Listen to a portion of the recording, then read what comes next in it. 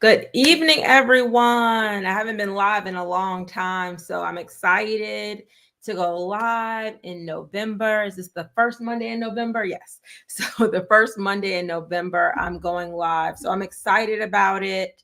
I'm happy for all of you that are joining me. I see 11 of you on right now. Go ahead. Y'all know how this works. Go ahead and put your questions in. I'm going to try to get to as many of them as possible. You can also put in where you're joining me from. That'll be helpful as well. So the subject tonight is buyer beware. So you're like, Shahida, beware of what? For those of you that don't know me, I'm Shahida Hill, getting you over the hill to home ownership and helping you confidently buy your first home. So some of the things I wanted to point out for this month, I know last month in my Facebook group, First Time Homebuyers Facebook group, we had a spending freeze, like really just pausing and saying, okay, making sure everybody had their money together, because there are a few things we can't control. We can't control home prices right now. We can't control interest rates, but you can control how you are spending your own money. So if you weren't able to do the freeze with us, then I have the videos on my Facebook group. You can watch the replays. Hey, everyone. I'll put a few of you guys up on the screen in a second. We have McCray from South Carolina, Jamaica Black Queen. Thank you so much. New York, Junction City, Georgia. I don't even know where that is. Washington State, Texas. Sorry, Patrick from Texas. And Ronald. Hey, Miss Hill. Hey, from North Carolina. So you guys, I'm excited. Go ahead and start putting those questions in the chat. Lisa's from Katy, Texas. Hey, Lisa. All right. So these are the things that I wanted to make sure I talked about tonight for buyer beware. So hopefully, with so much going on, right, it's good to pause like we did in October and see, okay, how's the market going? What's happening with prices? What's happening with rates and overall affordability? So prices are pretty much holding steady, but last month in October, it saw the most price reductions across the country. So a lot of people are reducing their prices to try to get more buyers, because basically less buyers, as interest rates went up to 8%. When interest rates went up to 8%, of course, less people can afford your home. So in order to balance that, a lot of people, put in price reductions to incentivize or increase the demand for their property. So you're probably seeing in your community, unless you're still in a high seller's market, you're probably seeing some price reductions.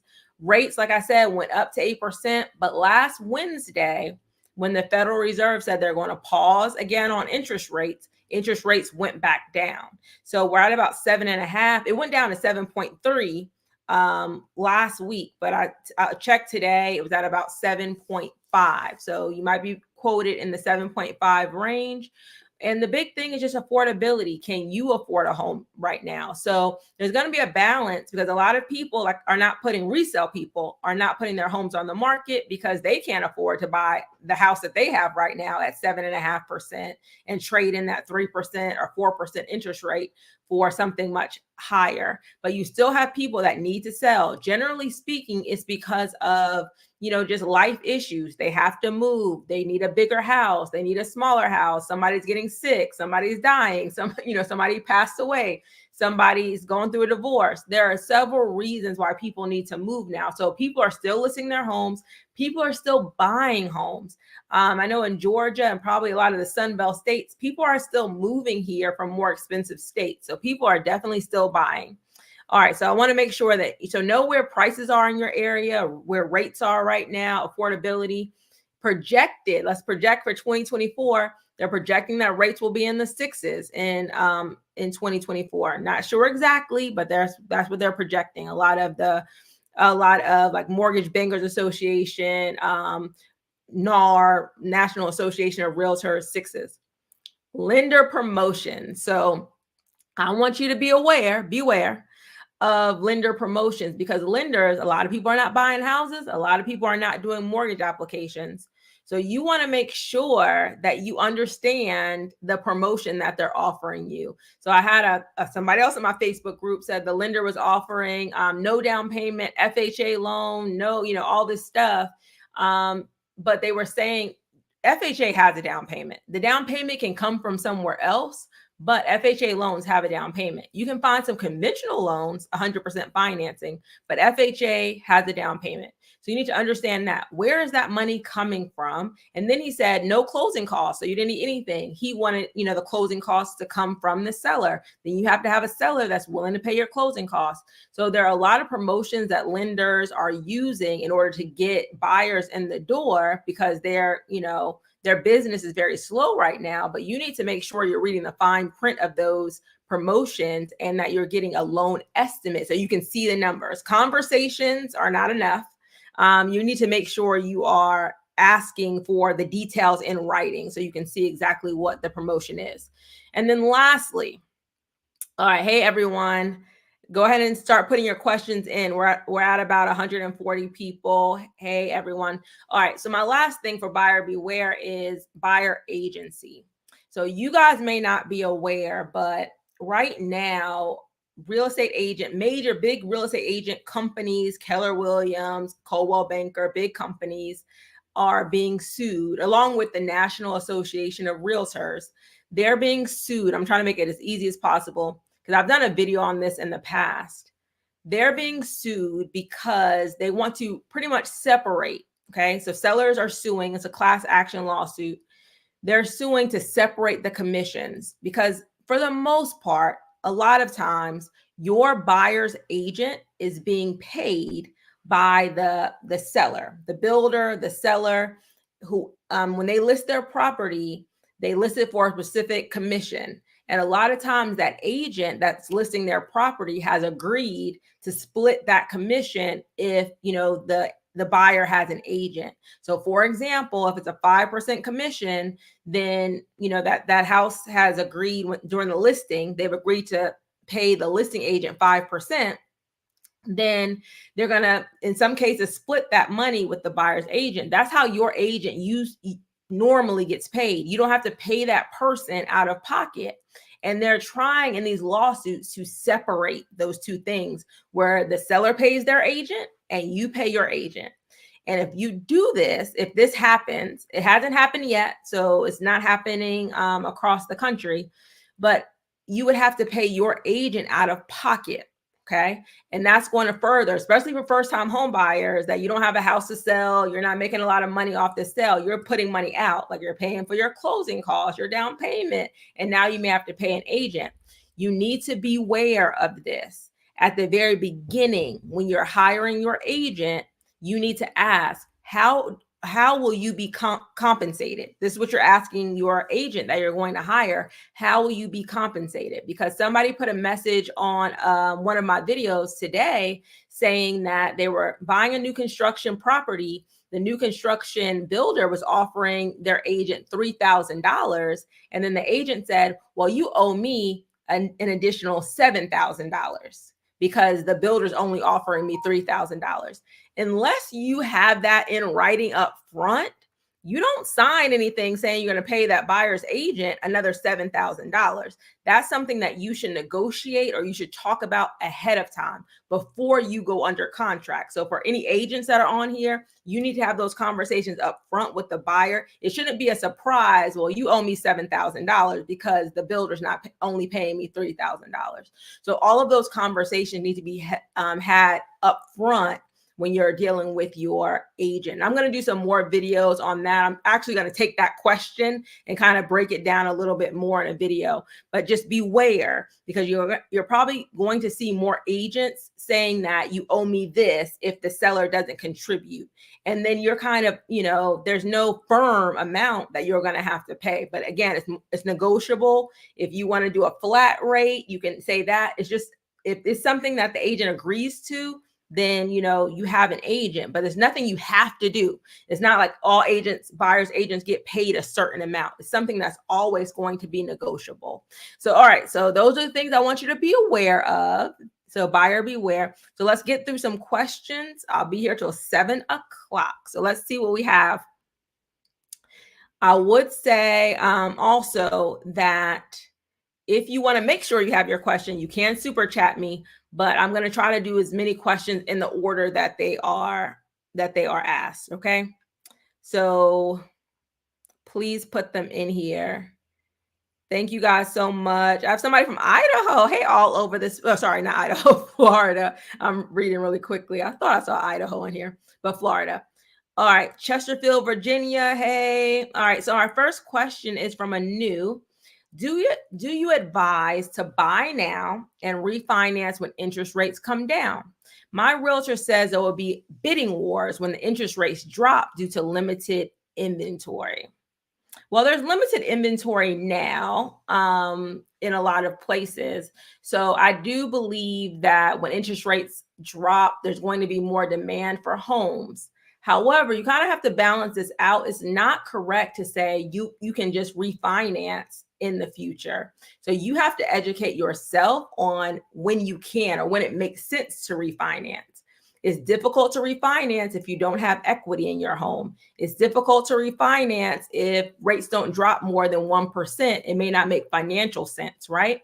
So you want to know, and I've done a video, it's called When It Makes Sense to Refinance. You want to know, when is it going to make sense to refinance? Because a lot of agents have just talking points, how to convince buyers to buy a house now. And one of them is buy the, what do you say, marry the house, date the rate, something like that.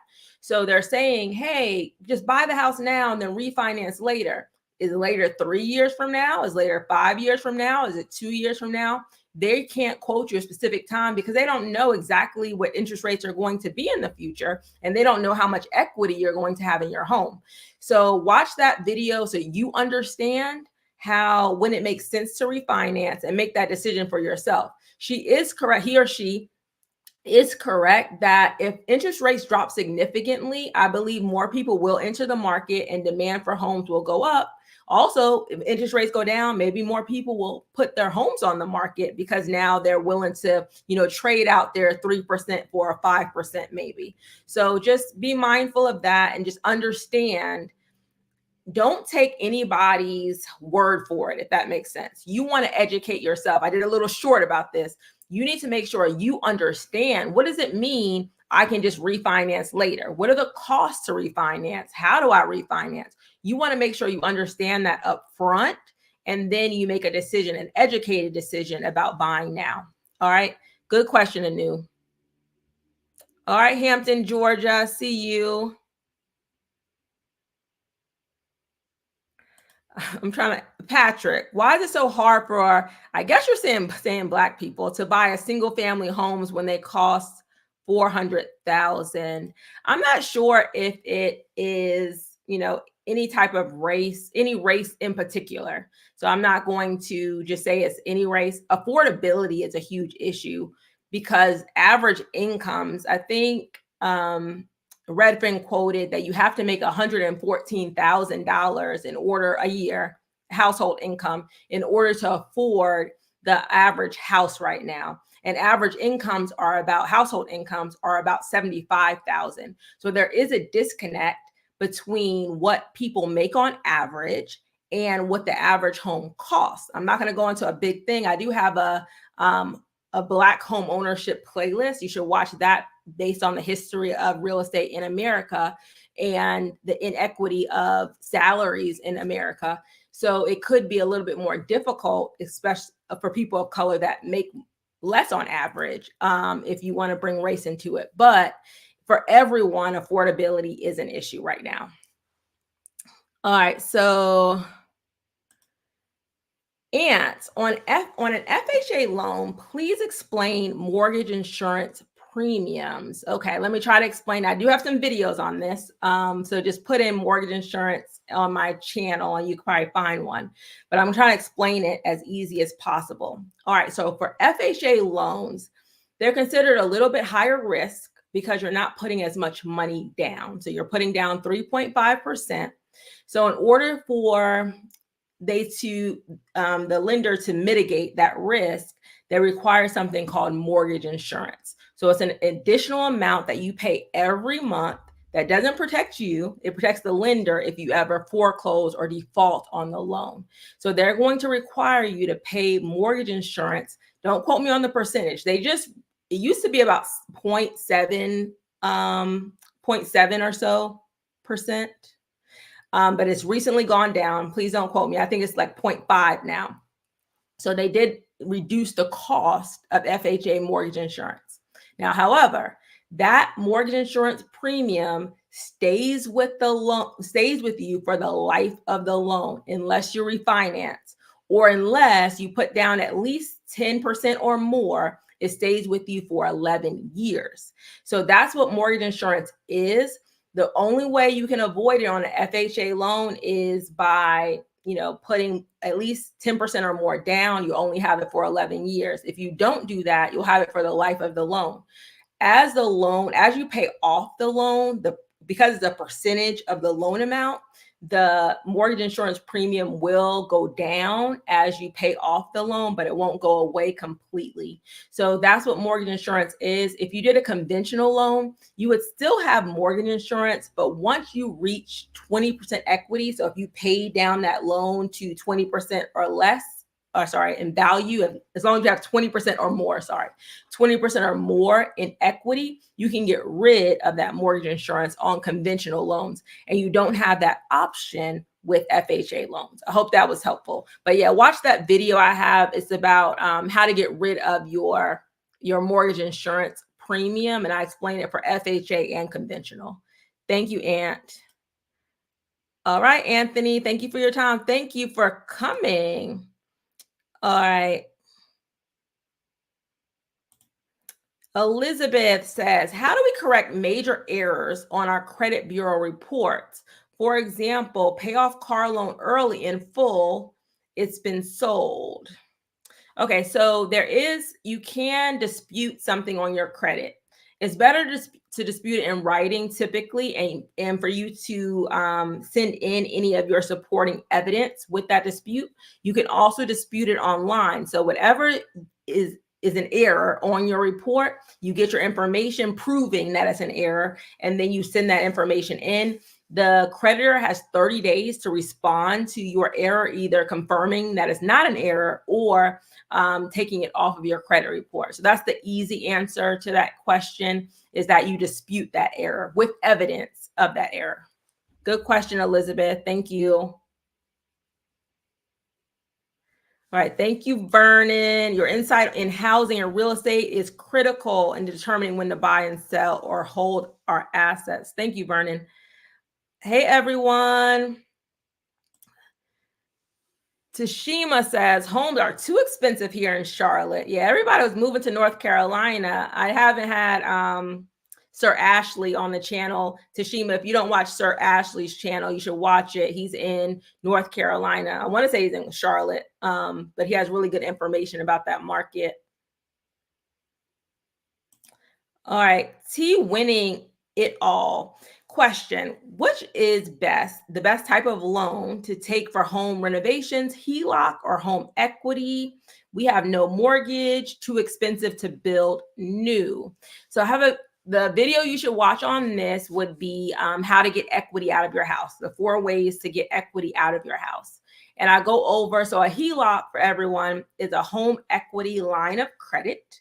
And the other one is a home equity loan. So the main difference is the home equity line of credit is kind of, you only make payments on it and when you use it. So the money will be, you take out the line of credit, say you take out $50,000. The $50,000 will be held for you, and then you don't have to make any payments until you start using that line of credit. So maybe use $10,000 of the $50,000, you would make payments on that.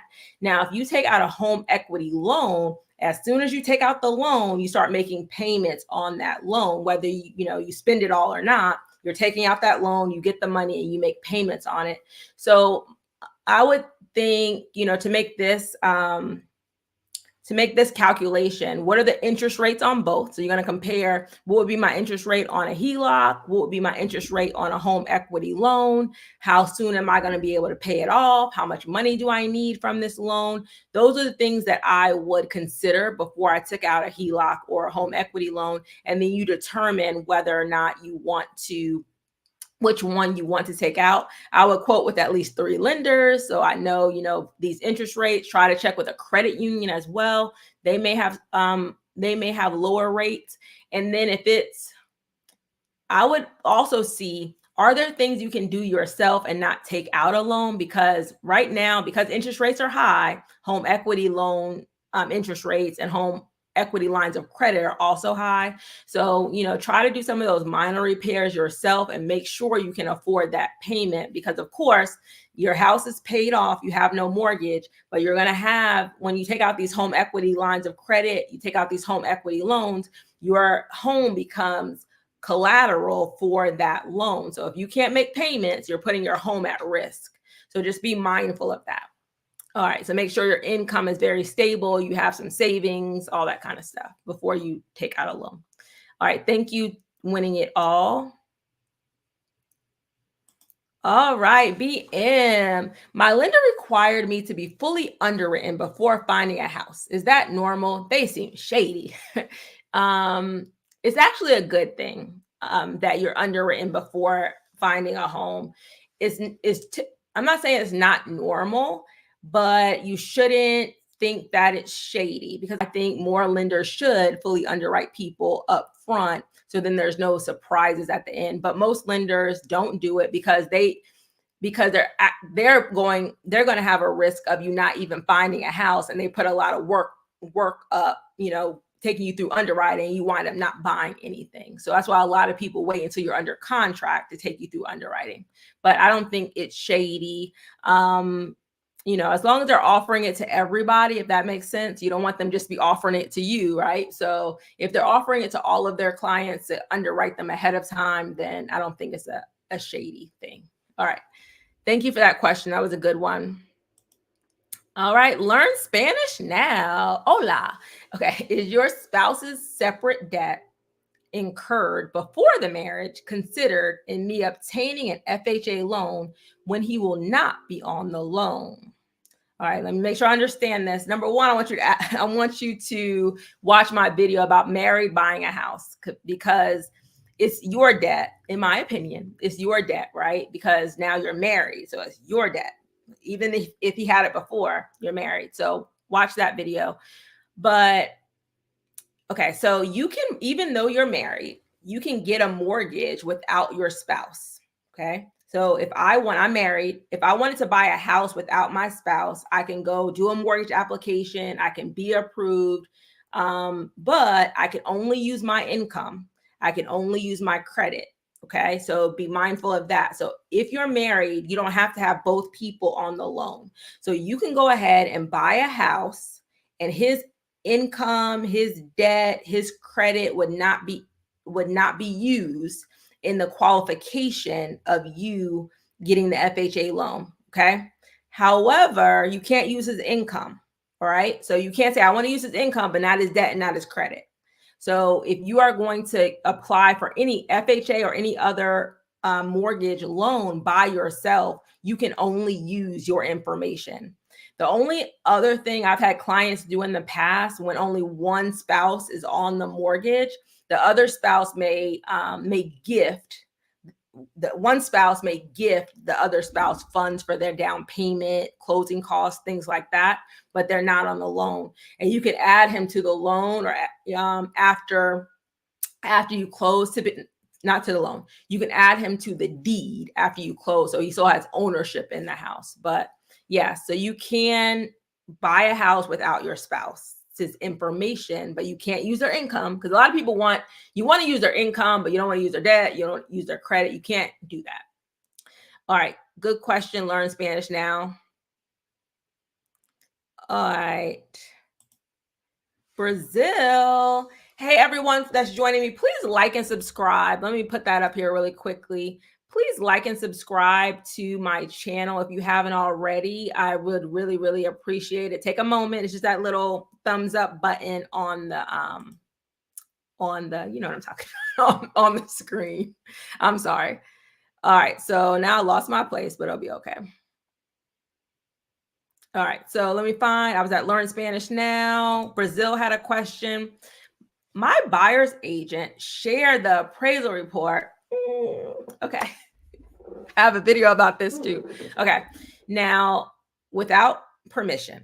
Okay. Now the seller wants to increase the price based on the higher home value to cover the repairs. Have we lost negotiation grounds? Okay. So let me hit the hand of your agent.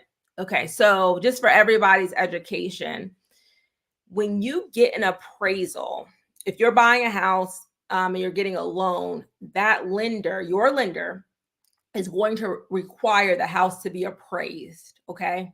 So they're going to require the house to be appraised to make sure the house is worth what they're lending you for the house. When the house gets appraised, they send the appraisal. Sorry, it's my phone. They will send the appraisal to the lender. The appraiser sends it to the lender, and typically the lender sends the appraisal to you and maybe your agent, depending on how they handle business, right? So, but that appraisal, it's your appraisal. It should never be shared with the seller unless the property appraises below value and you want to negotiate, right? You want to negotiate a higher, you want to negotiate a lower sales price because now the lender is not going to loan you the full value. So that's the only time you would really share it, if the property does not appraise and you want to renegotiate. But it's the reason why you never want to share the appraisal, especially if it appraises for more, right? Then you have a seller saying, hey, I'm selling my house for too cheap. I say you're under contract. Say they listed their house for $300,000. You're under contract for $300,000. The house appraises for $340,000, and they're like, hey, I'm missing out on $40,000 because, I'm selling my house for $300,000. That's why you never share the appraisal. Now, depending on your state, you can talk to your agent. They still have to sell you the house if you're under contract, typically, they still have to sell you the house for the agreed upon amount, regardless of their appraisal. Let me read this again. Now the seller wants to increase the price based on the higher home value to cover the repairs. Now, depending on what contract you have now, I would probably stand my ground and say no, right? Because you have a signed contract based on the price. Hopefully you have an amendment saying they would do certain repairs. So I don't see a reason, and I'm trying to think, there will be a reason where you would renegotiate this with the seller. If you're already under contract for them to do the repairs and you're already under contract for a certain list price. And it may be something that I'm missing, but I understand their desire to want to cover some of the repairs, I guess, now that they know the home is appraising for more. But does that benefit you to renegotiate the repairs if they've already agreed to do them? So I don't think you've lost negotiation ground, but I think they probably have remorse of, oh, we have to do repairs and they're getting more for this house than we thought. Because hopefully before the appraisal even came out, you've already negotiated repairs and finalized the sales price. All right. Thanks, Brazil. I have a video on appraisal, so make sure you watch how the appraisal works, especially for buyers. I have a video on that. All right, Tony, I was looking at HUD Homes. On the HUD site, it stated the house had electrical issues. Should that be a no-go? Not necessarily. It depends on what kind of electrical issues it has. So typically, on HUD Homes, if you win the bid, they allow you to have some, time for due diligence for you to do your inspections, or if it doesn't have it in there, then in your offer include some time to do your due diligence and do your inspections. And sometimes with HUD homes as well, they have some money held in escrow for you to do repairs. So I would say it's not necessarily a no-go unless, it's very expensive, you have an inspector out and say it's not worth it. So it really would depend on, how extensive the repairs are. Do you want to deal with that? Are they going to pay you or give you a credit for those repairs? That sort of thing. But if you're still interested in the home, and you win the bid on the HUD website, then you can always, usually get an inspection, or make sure your agent writes it in that you have an inspection period for that property. All right. Good question, Tony. All right. Shanzi. In following some of Dave Ramsey's advice, I paid off my student loan debt. Congratulations. And make sure to pay off all credit cards each month. My credit score dropped 20 points. Dave doesn't care about credit. So I don't think you have a question. But yes, congratulations. And the credit score probably just dropped because you paid off your student loans. And so that credit mix, right, went lower, but it'll rebound and you'll be able to make up those points. But congratulations in paying off your debt. All right. Hey, everyone. Hello from New York. All right. Somebody says, how do I build up my credit to buy a home? I have a video about a 7-day plan to increase your credit. Please watch that. All right, let's see. Miss Butterscotch, Shah. I just want to pass on a huge thank you from my girlfriend who is so busy. She's a nurse and still in school. I pointed her in your direction, and he questions that I couldn't answer. You did. So thank you. Thank you for passing me along. I appreciate it. Thank you, Miss Butterscotch. All right. Let's see. Tashima, is it better to do new construction loans because they have their own interest rates? Okay, so new construction builders, they are, a lot of them, not all of them, are offering interest rate buy down. So if you are interested in new construction, it could be a benefit, right? A lot of them are not coming off the prices necessarily, but they are offering lower interest rates. I know DR Horton is offering it. Meritage is offering money to buy down your rate. So a lot of the large builders are offering money to buy down your rate. I think anything that decreases your cost, of course, is good. A lot of times these rates are still in I know DR Horton in Atlanta is 5.5%, I think still. So it's a benefit, but still always compare it to what you can buy on the resale market, because you may be able to find a lower price home on the resale market, and you can still ask a resale seller for money toward your closing costs to buy down your rate. So don't just think that that's your only option. Okay. Thank you, Tashima. All right, Ronald, Miss Hill, when do you anticipate the rates dropping? I'm considering selling to buy a triplex later to house hack. I would say 2024. This is the thing. If inflation gets better, interest rates will go down as inflation moderates, right? Because they won't have to keep on raising interest rates. However, the economy is still doing good. People are still spending money. So, they're probably going to keep rates higher for longer. But again, like I said before, they're estimating that in 2024, rates will be in the sixes. So I don't know if that makes a big difference to you, as, sixes versus sevens, but they'll probably be in the sixes in 2024. Could be high sixes, mid sixes, but they're saying sixes. All right. Let's see.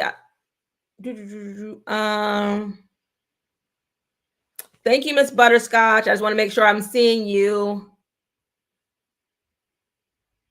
Somebody says, Victoria, I make $85K and affordability is still an issue for the house I want. Yes. All right. Thank you, Lisa Grace. Please come out of the chat and like the video. I appreciate it. Please hit the like button. All right. LaShonda says, what are your thoughts on the 2-1 buy down? So I've done a video on this. I think I named it 2-1 buy down, but So for everybody that doesn't know what this is, it's basically for the first year, your interest rate will be 2 points lower.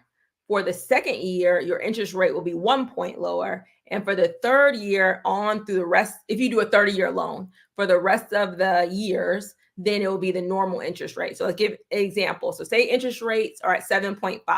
So for the first year, it'll be at 5.5. For the second year, it'll be at 6.5. And then for the last year, it'll be at, or every year thereafter, right, it'll be at 7.5 again. This is my thing. If the seller is paying, it's not coming out of your pocket, right? If the seller is paying, the builder is paying, then I think it does make sense. Otherwise, you're just paying upfront the interest if you're paying yourself, right? However, you need to make sure you can afford it at 7.5. So if 5.5, you're like, oh, that's a good price. My mortgage is going to be great. And at 6.5, oh, I got to refinance. 7.5, I got to refinance. Because what most builders are saying, or most builders, lenders are saying, okay, I'm going to get you through these first 2 years. And then by year 3, you'll refinance. They don't know, and you don't know what rates are going to be in year 3 and whether it's going to make sense for you to refinance. So I want you to make sure that you are comfortable, right, at that 7.5, at that 3-year rate with that payment, just in case, right, you cannot refinance for any reason. So I think I'm fine with a 2-1 buy down if that's an incentive that people are offering. It's going to save you some money in the first 2 years. But I'm also concerned that people are saying, hey, you're going to refinance in year 3, so never worry about ever paying that 7.5. Because if it happens that home value stall, right, and you don't have a lot of equity in that house, you may not be able to refinance it. So I want you to make sure you do that. And the other thing is, if they're giving you money to do a 2-1 buy down, ask them to run the numbers if you just paid the rate down to have a more permanent reduced interest rate. And I explained that in that video. So instead of doing the 2-1 buy down and getting like the 2% and the 1%, what if you got we're able to reduce it 1.5% forever for around the same cost? So just think about that, with the 2-1, and watch that video. All right, thank you guys. We're at about 334 people on the live. Thank you guys for joining me. All right, Vernon. I'm in California. I have a 2.75 interest rate. People probably want to beat you up right now, Vernon. I know you're not complaining about this rate. I'm thinking about moving to Texas, but I'm skeptical because I can't get a better interest rate. You cannot. Around the Houston area, your thoughts? It's probably going to be more expensive, even though you're in California. Let me say this. I don't know. I don't know if the house is going to be so much more affordable in Texas, even with the higher rate. I would doubt it though. So unless you have to move, right, then you probably don't want to move, or not, you don't want to lose that rate. If you are, then a lot of people with these low interest rates, instead of selling, they're renting out their houses, then they're moving, and using like the rental income that they're making on that property to pay for the next property to make up that difference in the higher rate. But it's very hard to get rid of that 2.75 interest rate. So you need to be doing your math to say, if I'm going to buy in Texas, how much more money am I going to be spending, with the higher rates? Make sure you get some quotes on that. All right. Okay, what is the name of the insurance that covers me if I pass away? Life insurance. And it covers your family because you passed away. Just funny. But there is like mortgage, I don't know the exact name of it, like mortgage life insurance. So if you were to pass away, then your mortgage will be paid off when you die, right? I don't like mortgage life insurance. The reason being is your family may not want your house. And they may want to use the money in other areas, but they just paid off your house, right? So it's better for you. It's probably going to be more affordable for you to get a term life insurance policy. They're not very expensive, for a certain amount, and then they can use that money for whatever they wanted to use it for. And if you want to increase that amount to make sure it covers the mortgage and covers other things, it's probably going to be less expensive for you to do that than for you to pay for the mortgage insurance. But you can quote it out to see how much it's going to cost you. All right. Thank you for that question, Jamil. All right. Thank you, thank you, thank you. Lisa, are you familiar with USDA loans? Yes, I have 3 videos on USDA loans. Please watch those. For USDA loans, it's a 0% loans. 97% of America is rural. And so a lot of you are living close to rural areas where you can buy a house with 100% financing, meaning no down payment. You still have to pay closing costs unless you can get the seller to pay the closing costs. But yeah, USDA loans, I interviewed the head of USDA, like their marketing. So watch those videos. I've done 3 videos on USDA loans. And they also have a program called USDA Direct. Well, they'll pay a portion of your mortgage if you're lower income. So yeah, make sure you're watching those. Good question, Lisa. All right, let's see. Christy, how about going through rent to own options? Are they a waste of money? I'm not saying they're a waste of money. I've done a video on this though, Christy, sorry. I'm not a fan of rent to own because you're basically being locked in to a price on that home. And what if the prices go down? Or, you never know. I would just, if you're not in the position to buy right now, I would rather you rent very affordably, right? Rent a house, apartment, whatever, very affordably, save your own money, rebuild your credit, and then buy when you're ready instead of doing a rent to own. Because a lot of people get stuck in those rent to owns and they lose money. They don't want the house anymore, that sort of thing. But I did do a video on whether it makes sense to do some of those rent to own programs. But overall, I'm not a fan of rent to own. All right. All right, let me see. Make sure you have a question mark by your questions. I don't have my moderator today, so I'm just kind of going through. And okay, let's see. Hi, do interest rates typically vary by state or by the different lenders? Thank you for doing a guess. Okay, I would say both. All right, so and I've shared this before, so I can't share it right now, but there is a website that will quote you by state what the average interest rates are by state. Okay. So I will put that on my community tab on the YouTube channel after this live. So you'll have that. I just don't have it copied where I can do it right now. But there is a website that will have average interest rates by state, and they update it daily. Okay, so that's number one. It also varies by lender. Yes. So the same way when you go to like Publix or Kroger or all of these grocery stores, right? Walmart, Target, milk is a different price, right? Depending on their business and what they're doing. Mortgage interest rates, even though, when I'm quoting things like 7.5, that's like the average of all rates in the United States right now, right? But every lender, even if because somebody asked this recently to me. So if you get quotes, nothing's changed with you, right? Everybody has your same income. They see your credit. They see everything. Bank A would be one interest rate. Bank B would be another interest rate. Bank C would be another interest rate. Bank A might approve you for more. Bank B may approve you for less. They're not going to have the same approvals and they're not going to have the same interest rates. That's why you have to get different quotes from at least 3 to see where you stand. The reason why the pre-approvals may vary is because they may have different thresholds on how much debt to income ratio they're going to allow. So every lender might be a little bit different as to the debt to income ratio they allow. So definitely it's going to be different by state. It doesn't vary widely, but it does vary. Like if I look at those averages, they do vary by state. Good question. So everybody, if you're wondering that website, it'll be on my community page. All right, polished brother. What happens with your escrow when property taxes are increased? I've done all of these videos, so I'm like, it's a little wealth of knowledge in my videos. All right. So escrow accounts.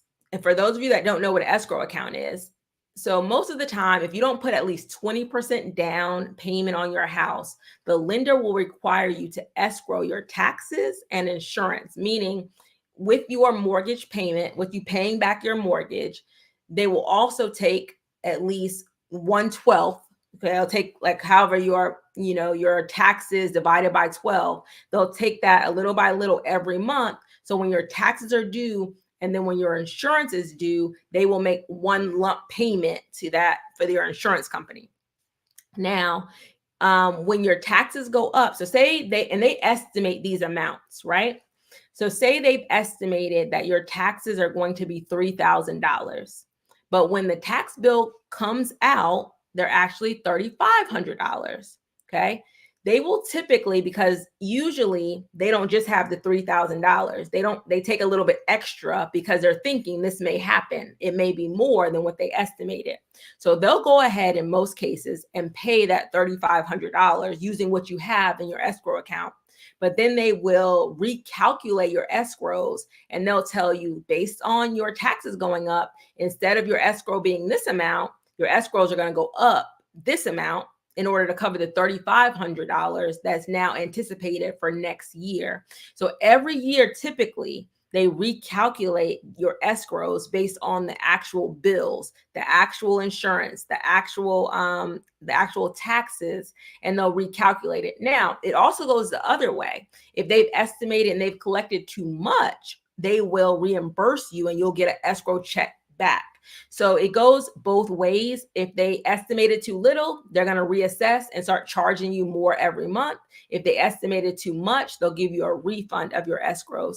But my mortgage payment went up because property values went up, insurance went up, taxes went up. And so I went over that in a video, and it's called Why My Mortgage Payment Went Up. So you'll find that. All right. Thanks for that question, Polished Brother. All righty. Okay. Coyote. Okay. Hopefully I'm saying that right. Excuse me if I haven't. What are the initial steps for long distance real estate investing, multifamily? What are your thoughts on long distance real estate investing? Okay. I think it is an opportunity, especially ideally you want to, in my opinion, you want to invest in places you can, drive to that are in your local area, so you know what's happening with those properties, all that kind of stuff. But a lot of times it's cost prohibitive if you are living in a place that's more expensive for you to start investing in, having investment property. So if you are planning on investing out of your state, then you have to make sure that you have the proper team that's going to be around you. You have to have a real estate agent or a couple of real estate agents that you can trust in that state. You have to have some contractors typically. You probably want to have a property manager. So I would be gathering all of those things up so that when you're ready to make a purchase in that other state, you have a good team. And then make sure you're also willing to travel to that state at least a couple of times until you're really comfortable with everyone. Don't try to think you're going to do everything remotely. You want to at least visit, kind of see what's happening, because when you're not watching something, say contractors, repairs, they're probably not going to be working as hard as you think they're going to be working. There's going to be a lot of, because you're not there, there'll be a lot of things that you may not be aware of. So I know, I have a cousin that invests in a lot of property in Chicago. He lives in Florida, but he travels to Chicago often to look at his properties, make sure everything, sometimes he stays for weeks to make sure everything's going well with his rehabs. So I'm not against it, but you need to make sure that you're mentored and really understand what you're doing so you're not going to be taken advantage of in the other place. All right, good question. All right, I'm not going to speak about USDA loans because I have 3 videos on it and I kind of touched on it already. All right, if you don't spend all the money from your loan amount, can you use the extra for what you need and want? No. So they're only going to loan you enough to buy that house. You can't, and what she's saying, and this is a question that's been asked before, on different lives, I believe.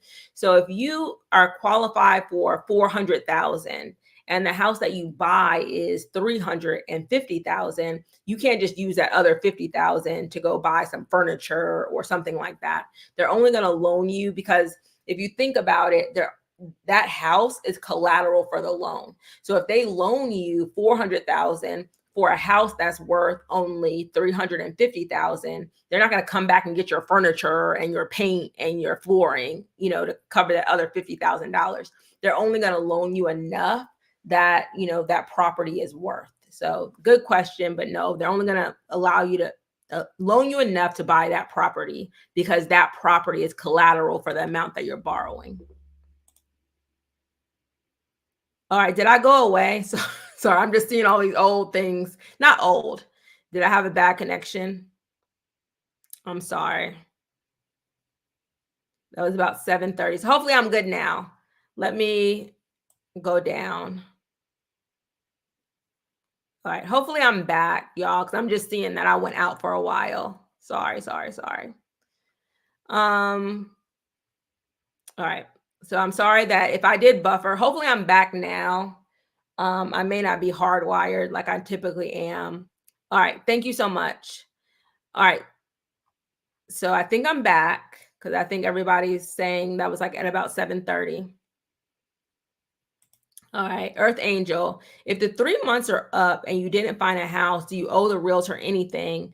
What do you do if you no longer want to buy? So typically your contract, so whatever your buyer's brokerage agreement, which you sign with your agent, whatever the length of time that is, when it terminates, it terminates. You're not forced to buy a house during that time. It really protects you and the buyer's agent during that time period, meaning that if they find you a house, then you're under contract and they're owed certain, things during that time. But after it ends, typically you don't owe anything. But again, that's something you should be discussing up front, unless there was some kind of fee that they tell you that you owe them if you don't buy a house during that time period. So I would say no. Nothing happens. That contract just terminates typically, and you could, go under contract with another agent. You could use them later. If you didn't find, you decide, I want to take a break from looking for a house, and then you buy something later. All right. Sorry, you guys, for me breaking up. All over this place. I have a student loan and I'm in a repayment plan. I also have a voluntary repo. Heard nothing about the car since my score went down. How can I bring my score back up? Could repo prevent a home purchase? Your low credit score, like the consequence, not the repo itself, but the consequences of the repo could prevent a home purchase if your credit score is too low. So you will work on getting that credit score back up. I have a video, 7 days to perfect credit or toward perfect credit, right? So I would watch that video so you know what to do. The only things where you have to wait a certain amount of years before you can buy is bankruptcy and foreclosure. Everything else is just a negative impact to your credit score, and in doing that, your your ability to buy may go down, because typically they say 580. You can still get a mortgage with 580, but they're going to require more money down. Typically, it's going to be a higher interest rate, more money on reserves. But a 620 or higher, then you could probably avoid a lot of those things. All right. Thank you.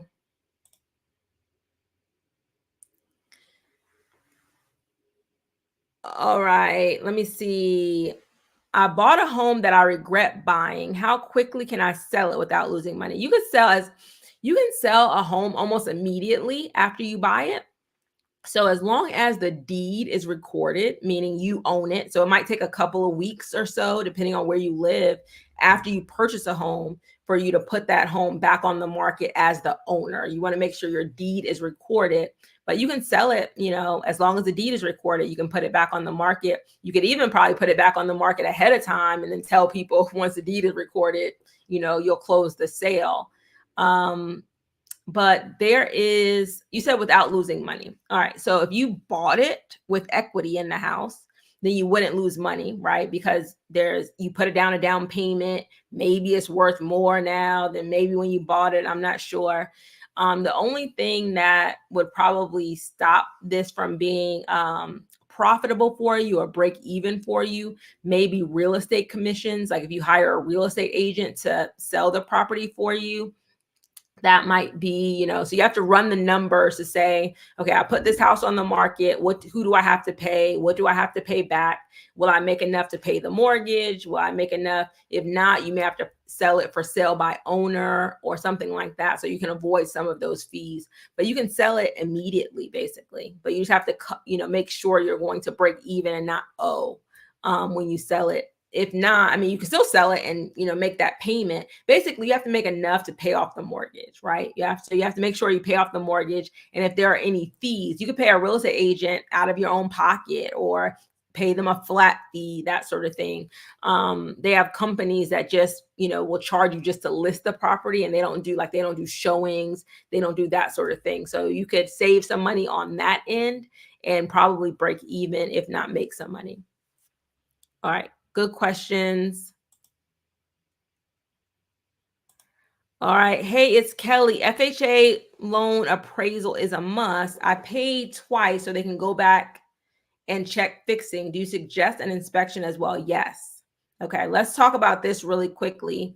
An FHA loan. Okay. An FHA loan will have an appraisal, right? Because before they lend you the money, they're going to make sure the house appraises. When an FHA loan appraiser comes out to the house, they make sure the house is livable for the most part. They call it safe and sanitary. They make sure the house is livable. They do not do a full inspection on that house. So they're not checking things in great detail. So do not use the FHA appraiser as your inspector. You're not going to get an inspection report. They're just going to say the home is livable. So let me give you an example. I had a FHA inspector inspect a house that I was listing. They stayed in that house about 5 to 10 minutes. They walked around the house. They went in the house. They turned on the faucet, flushed the toilet, and they left. A property inspector is going to do much more than that. They're going to look at the roof. They're going to look at the electrical. They're going to do a full, whatever point inspection on all of the major systems of that house.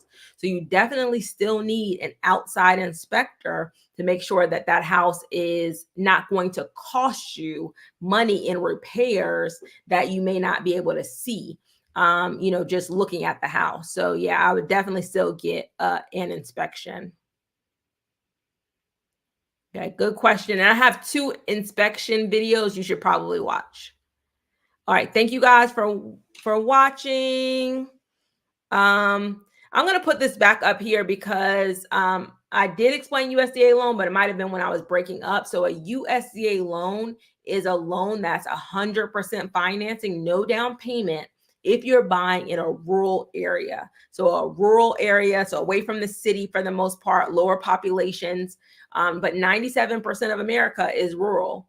And I've done 3 videos on USDA loans, so please watch those videos. All right, let me make sure my moderator is back. So she's putting the videos in the chat. So I appreciate that. Do you typically need to have 20% equity to refinance? No, you don't have to have 20% equity to refinance. Good question. Let's see. Hi, if you put 20% or more down, do you still have to escrow, or can you just pay principal and interest and pay tax and insurance yourself? Typically, with most lenders, make sure you ask the lender. But with most lenders, you don't have to escrow 20% or more. If you put a 20% or more down payment, because they feel like, okay, at least they are mitigating their risk because you're putting that equity already in the house, but you have to ask. I think if you don't ask not to escrow, a lot of lenders will automatically escrow you. So if you're planning on putting 20% or more down, ask if you have to escrow, if it's required. All right, good question.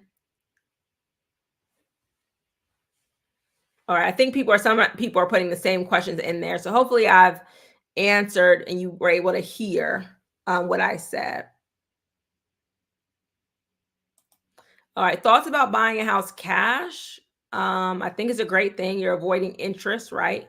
Because you're not borrowing any money. But just make sure all of your other financials are met before you put that much cash into your house. I would also make sure I'm getting a deal. A lot of times when you're paying cash, because the market is a little bit more balanced and it was crazy during the pandemic. A lot of people, don't quote me on this, but more than 25%, I believe, of the purchases right now are all cash. People that are selling their house and buying a less expensive house typically.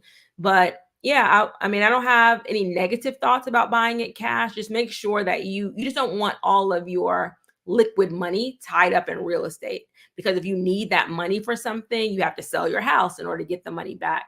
But if you have a lot of money, right? And so you have your money invested well, you have your debt paid off, all of that, then and you want to buy a house cash, then go ahead and do it. But don't do it and say, oh, I need my money out. And then you have to take out a home equity loan. You have to sell your house to do some of the things that you want to do. All right. All right. Okay, some people are asking in there, should you buy a home right now? I've answered that question in my last video, so I'm not going to answer it right now. All right, I'm trying to get as many questions done. All right, even with the 2-1 buy down, wouldn't your payment still increase when the house appreciates each year, causing the property taxes to increase? Okay, so we're talking about escrows. So regardless of 2-1 buy down, or if you just do a regular loan with no buy down, you do have anybody that has a home that increases, their property taxes can increase, because usually your property taxes are a percentage of the home's value. So your municipality that that charges you property taxes, they are going to charge you a percentage based on the value of your home. So anybody, whether you have a mortgage or no mortgage, is at risk, I guess, of your property taxes increasing if the value of your home increases. That is not specific to having a certain type of loan, if I'm understanding your question correctly. So anybody there, if you don't have a mortgage, you're paying property taxes. If you have a mortgage, you're paying property taxes. It doesn't really matter what kind of mortgage you have. So anybody's going to pay property taxes. And for most of us, if your property value increases a lot of times, then your property taxes will also increase. Okay. Hey, Kelly, I'm trying to come back to your question about points. I have because it's a longer explanation. So I'm going to come back to you. I'm going to answer a couple more questions since I went out. All right. Thank you so much. All right. Hopefully I've answered most of these questions. Moderator, do me a favor. If I've answered most of the questions that people keep on putting on here, because I'm just trying to figure out if they weren't able to hear me earlier, I'm going to just answer a few more and probably end with the points question. All right, I'm gonna look at this. Okay, I spoke to a New Jersey lender. I'm staying a little bit longer just because I went out. Hopefully I don't go out again. I spoke to a New Jersey lender and he did not run my credit, but said I need a co-owner or co-borrower. I'm a single mom. My income is $40,000. Should I take his advice or look for someone else? Looking to buy spring 2024. Okay. So I'm assuming, right, he probably ran some numbers without running your credit, because your income alone, think of it like this. Let me really do this really quickly. If you make $40,000 a year, you make about $3,300 a month. Let's divide that by 2, right? Because typically, if you have excellent credit, the most a lender will allow you to borrow is half of your gross pay. I don't want you to go that high. I really like to deal with take-home pay. So say you're about $1,600, right? That they'll allow you to, pay in a mortgage payment or in debt in general, 50%. So basically, if you have no other debt, the most expensive home you can buy can only have a mortgage of no more than $1,600.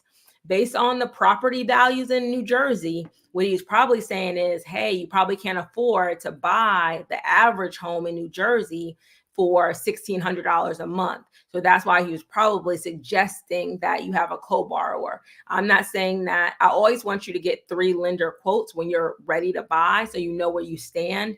But he's probably telling you the right thing, or you need to go to a more affordable area. I have a video about can you afford a house? That's going to help you determine that and figure out your debt to income ratio. I would do that calculation so you understand for yourself what he was likely doing on his end. Good question. All right, greetings all. Is it worth paying off old charge-offs for home purchase? I was told to do so, but fear it won't increase my score. Okay, Sherry, good question. Sometimes a lot of old debt, even if you pay it off, won't increase your score. So I would suggest only doing it if you need to. And the only way you're going to know if you need to necessarily is by applying for a mortgage and then, them saying you have to do this in order to purchase. So I have a video about should you pay collections? You should watch that video, and that would, collections, charge-offs, all of that. It kind of goes over the thought process of when you should pay them versus when you should probably just leave them alone. So watch that video. Okay. A few more. How can I get escrow to go down? Taxes were overestimated for new construction, so mortgage company is taking too much each month. You should ask, EB, you should ask your mortgage company when they will recalculate your escrows. Typically, they do it one time a year automatically. So I would reach out to them, find out if they're going to do it automatically. If they're not doing it automatically in the near future, ask them to recalculate it now based on your latest taxes. So you just reach out to them and have them redo it. Or it could be that they say we only do it one time a year. So just find out which one it is. All right, I'm going to go here. I think there's 3 more that I'm looking at. So hi, Kelly. Oh, she had 2 questions. I'm writing down one. How soon can I refinance and points? And points. All right, I'm trying to do all the things before 8 o'clock. Changing jobs. I probably didn't see that.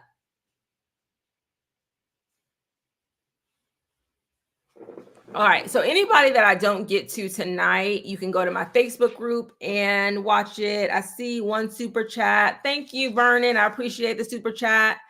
You guys. Somebody says, is FHA mandatory regardless of the down payment? Yes. So FHA, you will have to escrow. You can super chat me, anybody that saying that. All right. So let's talk about 2 things. How soon can you refinance and points? I'm going to answer those 2 questions. Make sure I didn't miss anybody else. All right. Thank you guys for the super chats. Thank you so much. And I'm going to go to these last ones. All right. And then the moderator has been putting in any of those videos that make sense based on what I said. So I'm sorry I honestly forgot to hardwire my Wi-Fi. So we're just on Wi-Fi instead of being hardwired. So my last 2 things that I want to talk about are refinancing. How soon can you refinance? And then points and how points work. All right. So number 1 is how soon. You can refinance as soon as you are recorded, your deed is recorded as you as the owner. Okay. Now, it may be difficult for you to refinance with your current lender because your current lender, there's like a little nuance thing that you have to wait 3 months or so if you're trying to refinance using the same lender. But if you go to an outside lender, you can refinance, as soon as your deed is recorded. So I would say that. Now, whether it makes sense, let's remember this. It has to make sense for you to refinance. Refinancing is not free, typically, right? They're going to charge you to refinance. They're going to charge you closing costs. Now, you can roll those closing costs into the loan, but then you're going to have a break-even point. So if you need to stay in that house longer because now you're, paying more for this house because you put, you put the closing cost fees for that refinance. Also, so watch that video about when it makes sense to refinance. Okay, let's talk about points. And it's going to take me a little bit longer, so I wanted to make sure I left this toward the end. All right. And I'm going to be live. I'm going to go live again pretty much every Thursday except Thanksgiving. I'm going to be going live. So today, I did it Tuesday today, but for the most part, I'm going to go live on Thursdays for about an hour. Let's talk about points, because you have to make sure you understand this, because a lot of lenders are quoting lower interest rates, but not telling you you're paying these points, okay? So there's something called a par rate. Stay with me. It's something called a par rate. It's a rate with no points, meaning that if you don't pay anything extra, this is what your rate would be. It's called a par rate. So write that down, because you can ask the lender, what's a par rate? Basically, it's a rate that you're not paying for. It's the rate that they're giving you, and you don't have to pay any points for that rate. So the par rate. So say the par rate, you're not paying anything right now is 7.5. But you're like, I don't want a 7.5% interest rate. The highest interest rate I want is 7%. How can I get my rate down to 7%? And the lender's probably going to say, well, you can buy down your rate. So buying down your rate is basically buying points. And then you're going to ask, well, how much does it cost me to buy down 0.5%? Okay, how much is it going to cost me to go down from 7.5 to 7%? And they're going to quote you. I'm not going to say how much it's going to cost, but let's say it's going to cost you $5,000 to get down from 5,000 to, from 7.5 to 7%. And then you have to decide, okay, if you're going to pay that $5,000 out of your own money, then, you have to break even. So the money that it's going to save you, it's probably maybe take you a year, 2 years to make that money back, right? So you always want to know your break-even point to see if it makes sense to buy down your rate. Now, on the other side, say that you tell the lender, hey, I need some more money for my closing costs. I'm short about $5,000. They can say, well, our par rate is 7.5, right? But if you go up to 8%, I can give you a $5,000 credit. This is just for an example, right? So it can go both ways. If you pay, right? If you pay, you can get a lower interest rate. And on the flip side, if you want the lender to give you a credit, okay, then you can get a higher interest rate typically with most lenders. So I do have a points video, but that's why you want to make sure you get a loan estimate, because when you see sometimes those really low interest rates, somebody is paying the points for that, and you want to make sure usually it's not you. So if you're seeing these low interest rates with builders are paying the difference. They're paying those points, right?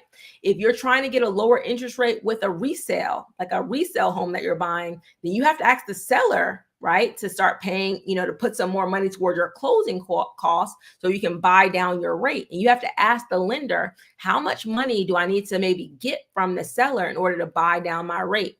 So just understand, that's why you want to see everything in writing. It's not always good just to speak about things. You want to see in writing, how many points am I paying for this loan, right? So watch my video on points. I go into a little bit more detail about how points work, but you want to ask that up front. Somebody did ask that. I think I had another super sticker. I appreciate it, Lisa Grace Brown. Thank you so much for the super sticker. I'll be live. Check the community tab. I'm going to put that site that's going to give you the average rates by state. I'm going to do that tonight, but I'll be live again. We're at 376. Please hit the like button. I'll make sure I'm hardwired next week. All right. Thank you guys.